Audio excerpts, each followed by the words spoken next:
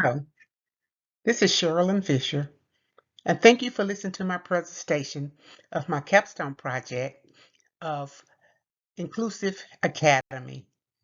This project is dear to my heart because I am the owner and CEO of Inclusive Academy.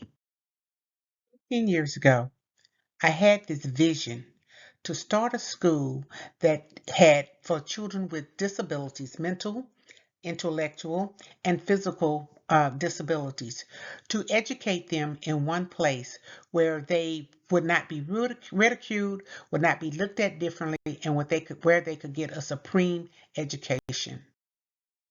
When coming to carry out this vision, I found that there were a lot of problems. There was limited access to combined therapy and education.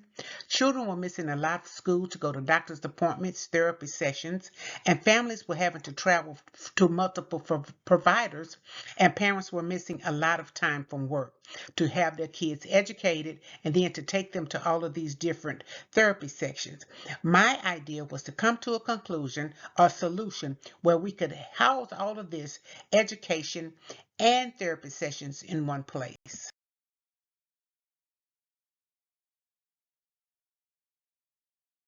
The solution was to partner with key community service people like the hospital, the universities, and the community to bring all of this together in one place. This was a great undertaking, and it happened in Sugarland, where we are a member of the Sugarland Medical Center, where the community is aware of our existence, and we have many opportunities to partner with the community and others, people in our community. Last year, the school experienced a devastating fire. Our school was completely destroyed, and we lost one of our staff members. Thank goodness we had insurance.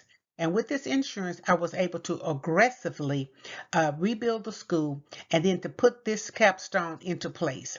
When I rebuilt the school, I not only built where the gym originally was, we made that into our occupational therapy room. We built the school, and included all of the things we wanted in order to bring occupational therapy, speech therapy, and physical therapy to the school. This was very, very aggressive. So our first objective was to partner with the hospitals and the community with therapy services in the area, so we could bring all of these supplies into the school. Our next goal, which was not a very hard one, was to get the family engaged and get the support of the community. So what we did is I did a survey to the families to ask them how do they think having therapeutic services at the school, how would they enhance their life? We got a 95% approval rate that the families thought that this was a great idea. It would save them time from missing from work, time from commuting back and forth, and time for their kids would not miss educational services and educational time from the classroom. Objective was to get the teachers on board with this project to strengthen their knowledge of how they could handle the occupational and speech therapy into the classroom, how we can make the schedule work, and how we can implement this into the classroom. Because although we were bringing these services into the classroom, we still did not want the kids to miss a lot of learning time and a lot of academic time. So I had to get the teachers on board. We had to train the teachers. We had to get their buy-in, and we had to really, really make this work for everyone, the parents, the students, the occupational therapists, and also the teachers, and to get the staff on board. Our goal was to have all the scheduling and all the appointments made by the staff. Take as much of that away from the parents as possible. Our goal was to ensure financial stability and program scalability. Although we had this huge lump sum of money that we got from the insurance company after we had the school built, we still had money left. We also had grants available. We had grants. We were given grants to do this. But this was money we had up front. How are we going to sustain this? Because eventually this insurance money and this grant money is going to be used up. So how are we going to complete this? So we did a cost sharing model. One of the things we decided to do was do an after school program, that because kids with disabilities and after school they can't do the normal things that other kids do after school, so we got an after school program. And what so we also did was have some of these services, so in order for the kids not to miss so much school during school time, we could offer these therapeutic services after school. This was a good idea for parents really like that, because normal parents don't get off at 3 and 4 o'clock. These kids can't normally go to daycare centers and after school programs. So if we had an after school program on site, then this would benefit the kids and the parents. And also there was extra income. That was a revenue flow for the school, because this was a service that the parents paid for. If the parents wanted to take advantage of the therapeutic services on campus, this was additional fee over their tuition.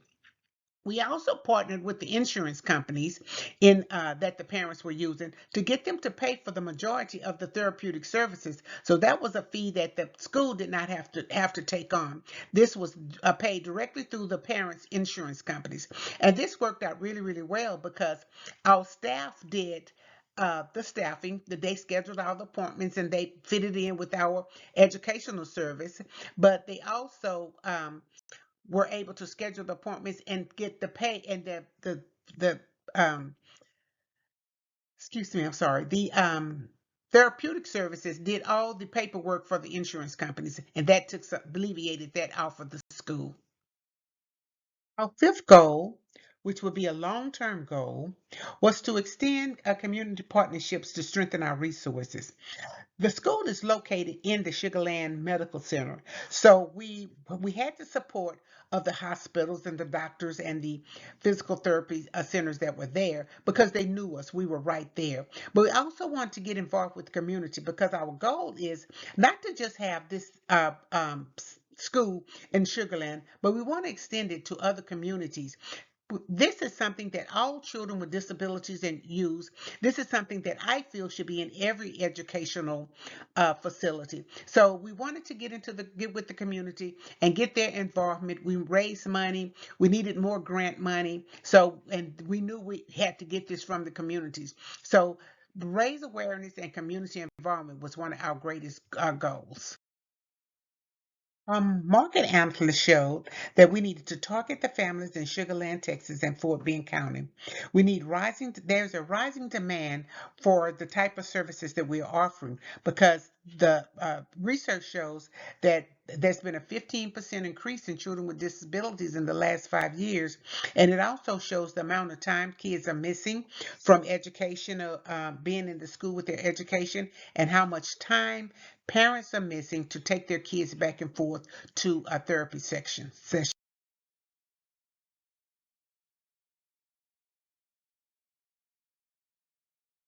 A great impact for this service.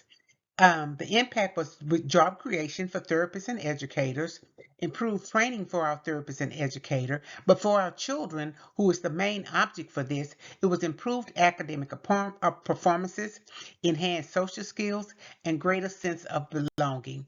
Children need to be where they belong and they're accepted, and that is one of the biggest goals of Inclusive Academy. Inclusive Academy has a huge idea for our future growth. We want to uh, phase one is to extend our program in Sugarland. We have lots of land still available where we can expand our school and our occupational service. And then our second phase is to train our staff, because if we want to do this correctly, we're going to have our staff trained.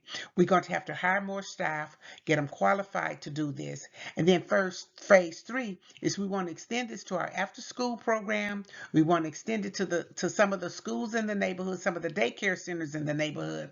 We have kids in daycare centers who are missing a lot of school and whatever going to therapy. So we want to extend it to them. But our biggest goal is to extend this in different communities.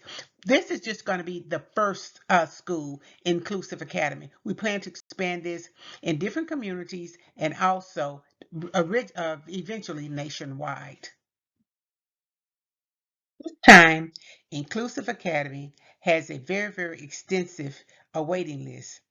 The completion of the west side of the school will accommodate 200 additional students.